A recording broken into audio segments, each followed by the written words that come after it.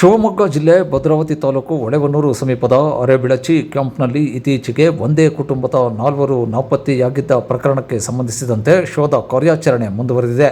ಜನವರಿ 21ರ ಬೆಳಗ್ಗೆ ನಾಲೆಯಲ್ಲಿ 2ನೇ ಶವ ಪತ್ತೆಯಾಗಿದೆ.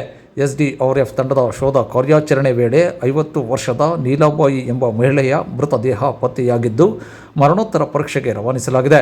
ಕಳೆದ ಜನವರಿ 18ರಂದು ಭದ್ರಾ ನಾಲೆಯಲ್ಲಿ ಬಟ್ಟೆ ಒಗೆಯಲೆಂದು ನೀಲಾಬಾಯಿ, ಅವರ ಪುತ್ರ 24 ವರ್ಷದ ರವಿ, 35 ವರ್ಷ ವಯೋಮಾನದ ಪುತ್ರಿ ಶ್ವೇತಾ ಹಾಗೂ 40 ವರ್ಷ ವಯೋಮಾನದ ಅಳಿಯ ಪರಶುರಾಮ್ ಎಂಬುವರು ತೆರಳಿದ್ದರು. ಈ ವೇಳೆ ಆಕಸ್ಮಿಕವಾಗಿ 4 ಕೂಡ ನೀರಿನಲ್ಲಿ ಮುಳುಗಿದ್ದರು.